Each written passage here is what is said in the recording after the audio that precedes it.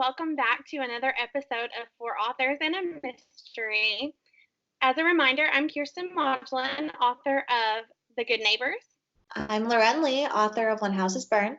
I'm Emerald O'Brien, author of the Knox and Shepherd Mystery Series. And I'm Renee, author of the Cully Files. Thank you for joining us for this episode. So this episode is our December episode, and we are going to talk about JonBenét Ramsey. For this video, we want to do a little bit of true crime and just kind of explore that story, and then a little bit about how it affects us as well, you know, when we write these things. So let's get started. So before we get started, we did want to have a disclaimer. Everything in this case, you know, we've researched as much as we can. You know, we've gotten information from different sources. Any, you know, errors that we make when we're talking about this, you know, they're ours. We're not trying to pretend that we're experts on this case. It's all speculation. You know, we only know what we have found. We're obviously not the police or anything to do with this case. So just take it for what it is. It's not any form of fact, you know, that we can guarantee. It's just our opinions and, you know, the information that we've found from different various sources. We will begin the video with some facts about JonBenét. JonBenét was born on August 6, 1990, Laurèn's exact birthday, in Atlanta, Georgia, and died in Boulder, Colorado, in her home on December 26, 1996, from blunt force trauma and strangulation. Her body also showed signs of sexual abuse. To this day, no one has been charged in the case, and the investigation is still open. Early suspicion did fall on John and Patsy Ramsey, but they were exonerated after DNA at the scene was found to belong to a male unrelated to the Ramsey family. She's buried in Marietta, Georgia, beside her mother, who died in 2006 of ovarian cancer, and her half-sister, Elizabeth Ramsey, who died in a car crash in 1992. And we just kind of wanted to go through a timeline of events that happened in this crime.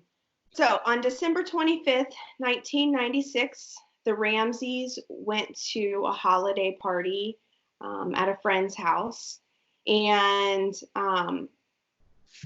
it was alleged that JonBenét fell asleep on the way home, and she was carried to her bed by her father that night.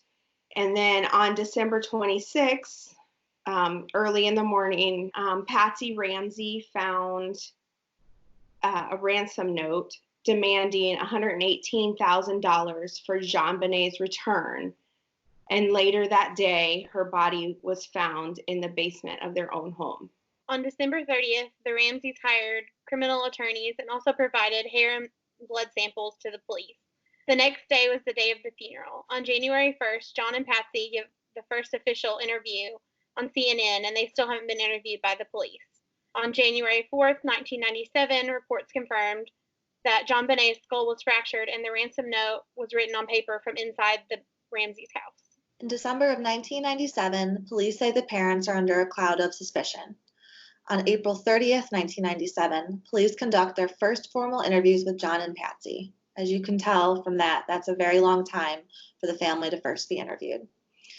On January 15th, 1998, JonBenét's parents declined to participate in a second interview with the police.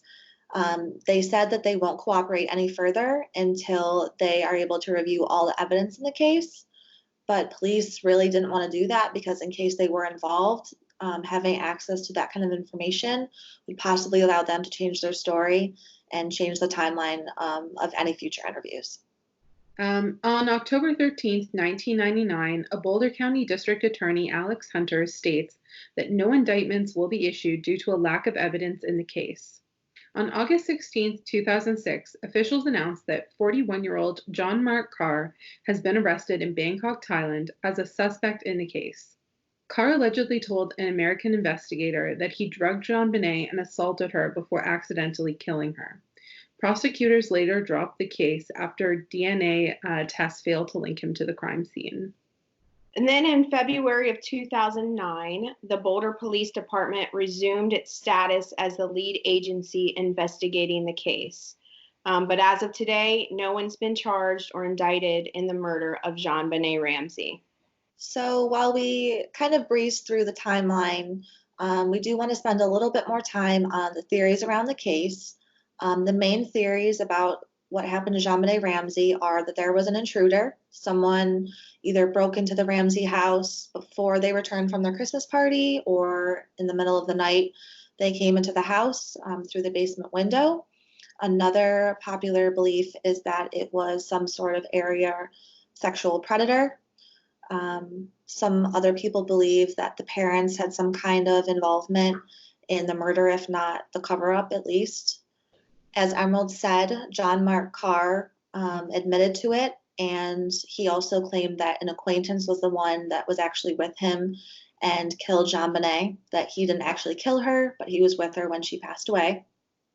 And then the Ramseys had, a couple days before Christmas, come in contact with a man named Bill Reynolds. He was dressed up as Santa Claus, and he had given a card to JonBenét saying something along the lines of there was going to be a gift coming towards her. So those are some of the main theories in the case. Unfortunately, as we mentioned, no one has been charged for the murder of JonBenét.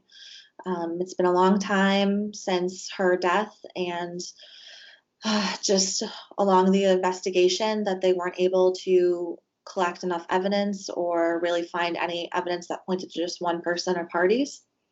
So now that we've told you the popular theories, we're going to go into what each of us think happened to JonBenét. So personally, after some research and different documentaries I've watched, books I've read, things like that, I believe that Burke, her older brother, killed her, possibly on accident.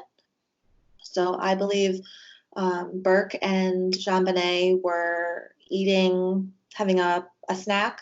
They found remnants of pineapple in her stomach, and there was also a bowl of pineapple that was on the table. So I believe somehow there was an accident, and Burke hurt his little sister, and the parents didn't want to lose another child, so they protected their son by helping him cover up the crime. There's so much evidence, and I really have a hard time deciding on a theory. I do feel like the parents, I feel like the most obvious thing is that the parents were involved. I don't know that they did it, but that they helped cover it up. I personally think it was probably an accident, and like Laurèn said, maybe it was tried to cover up to protect their child. But there were just so many other things, like the person that confessed, and I don't know. I don't know. My kind of I speculate on the kind of evidence that points toward an accident. However, also the evidence that points toward sexual assault. And I had also read that a medical professional had said that it could be prolonged sexual assault. So there are two conflicting things for me, because if it was an accident, that like initial sexual assault or prolonged is not an accident. So there was a crime no matter what, and intentionally, from what they say on their findings, allegedly. So I kind of just did a little bit of research on some data and analytics and percentages of people who have been sexually abused. And so the data from RAIN, which is the Rape, Abuse, Incest National Network, says that 8 out of 10 rapes are committed by someone known to the victim. And of sexual abuse reported to law enforcement, 93% of juvenile victims knew the perpetrator, and 34% of those perpetrators were family members. And so that info is also backed up by the National Sexual Assault Resource Center. So I would speculate that she knew the person who killed her, whether it be by accident or not. And I don't know whether the same person who killed her was sexually assaulting her. Like the two things could have been happening in parallel, not adjacent to, not meeting, but by the same person or the same people knowing. So I think with everything, like the crime scene being kind of muddied and so much of this information being muddied, so much speculation, so many people who were accused or who seemed to have done something and then were either exonerated, let go, acquitted, or they just found that the person who confessed couldn't have done it. It's all really strange. So based on just the data that I have, I would say that it leans towards someone that she knew. But also, as Laurèn was saying earlier, there were a lot of pedophiles in her area as well. And at least one that I was looking into said that they knew her and like admitted they were very fascinated by her. So when I was researching, when it's like someone who it's the 34% that end up being family members, but it's 93% of juvenile victims knew the perpetrator. So knowing could be that guy around the corner that you see once in a while, or who says hi to you or compliments you. You know what I mean? So it's just all obviously really sick because it's a child, but just from the data, that's what I lean towards. For me, I was having a hard time coming up with like a real theory as well. Everything that I researched, I watched lots of videos and read lots of different things about the interviews with the family members. Everything is convoluted and each piece of evidence can point in many different directions. And so I think that's, part of the problem that, the police who were running this investigation and just the evidence was not there that they needed to convict or indict like one person or a group of people in this incident. When I first started looking back into this case, I thought that it was the brother, maybe a jealousy thing. I didn't think that he did it on purpose, probably an accident. But then I started thinking about, so why the garrote? Is that how you say it? Garrett is how I heard it pronounced. Why that, extreme of a thing? And then, why the sexual assault, unless maybe that didn't happen at the same time, like Emerald was saying, maybe that had happened prior. After the police had been called for the ransom note, like they called family friends and they had all these people who came to their house. Yeah. And, then I'm like, well, if they were that close to these people that they would call them over, could it be one of them? Like Emerald was saying, somebody that she knew. And if it wasn't someone in her immediate family, then it was someone who had been in contact with her. And that's kind of what I think. If it wasn't her immediate family, it was, a friend or, someone who came to their Christmas parties or that hung in their group with them. I don't really believe that it was just some random. And the part that makes me agree that it wasn't random, and the part that makes me think that the parents had something to do with it was the ransom note. I don't think we've talked much about it, but the fact that it was like 3 pages long was just strange to me, And that the exact note paper and pen were found in the house, suggesting that whoever wrote it in the house and took that much time. Also with the note, it asked for $118,000, which is a very, very specific amount. And coincidentally, that was also the same exact amount that John Ramsey received in his Christmas bonus from work.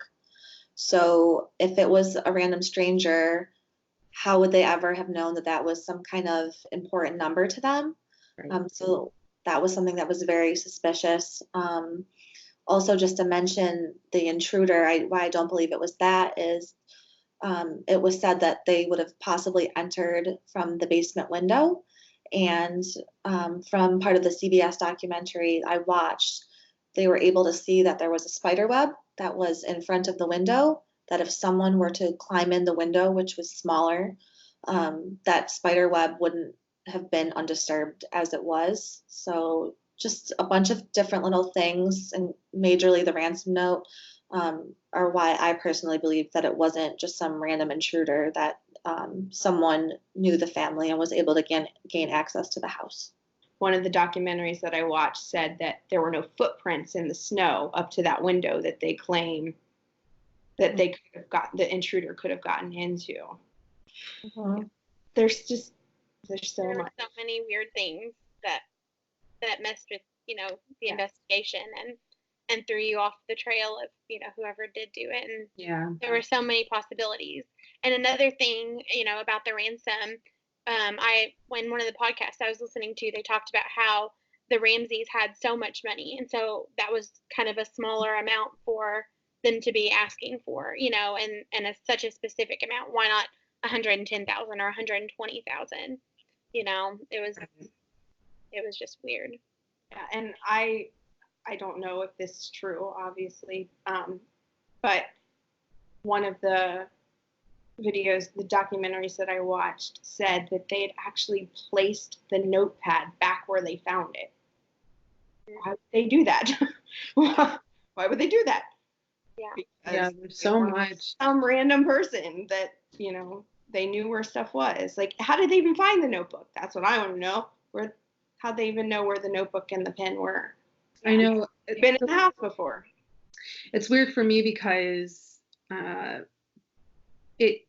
everything can point to something happening, an accident, or on purpose, and having to come up with something quick, or real legitimate confusion based on the contaminated crime scene, based on theories that people can make up. So it's really hard to decide, like, okay, was this just a rush job from someone because they didn't have much time and they were just coming up with the best they had, or what's something else kind of going on? I don't know.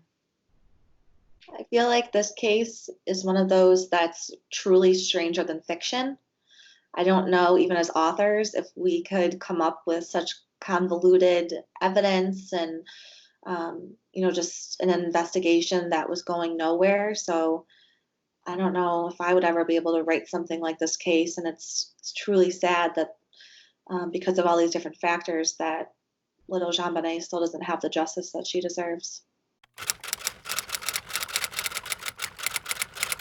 The four of us had been talking about, different crimes, and we've all discussed true crime and podcasts we listen to and things like that. So we're all interested in it to different extent. And so we also really wanted to touch on how true crime cases influence us as like mystery, thriller, and suspense authors, and us as people, and then our writing as well and our stories. So for me personally, the JonBenét Ramsey case is something that I've always carried with me. As Emerald said, myself and JonBenét have the same exact birthday, August 6th, 1990.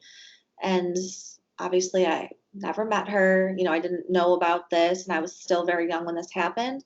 But something about sharing a birthday, and every time I celebrate a birthday and knowing that she's not, has kind of always affected me in a weird way. Mm-hmm. And I feel like some of that, that just weird coincidence has seeped into my writing and how I think about true crime. And with my writing, I always just try to like feel it a little bit more than I think I would with other things, because I have that loose, strange, random connection to her.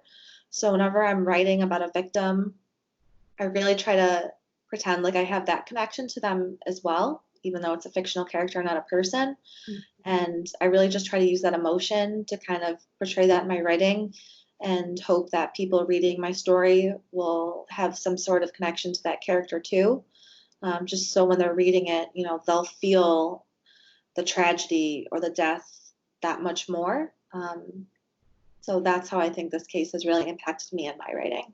So for me, when we started talking about this case, and like Rachel had said, being a mother and looking at this case in particular, it affects me probably more than most true crime does. But I mean, as writers of this genre, we write about these things as entertainment. It's meant to be something that our readers enjoy, and it's supposed to be something fun for them to try and piece together where we're going. And so cases like this one are really frustrating because we may never know an answer, and we like to have a beginning, middle, and end, and there may never be that satisfying end to where we know what happened to JonBenét. And true crime really affects me, and I've talked to the other girls about it since becoming a mother. Especially, I think that I'm more sensitive to it. It makes it really hard for me to enjoy true crime as much as I just enjoy like fiction, because it's hard to know that we write this and that we write about these tragedies, and we're sitting here with giant smiles on our face as a big twist comes out, and there are really people out there living with these tragedies, and these things really happen. And so it makes it hard. It makes it hard for me as a writer and as a mother to sometimes delve into really dark things when I know when big cases like hit the media. I think people probably would find that strange that we write about this and it affects us the way that it does, but it truly does. And when I write about these things, I kind of shut off, and it's I have to, like Laurèn said, you have to go there emotionally and be there with your character.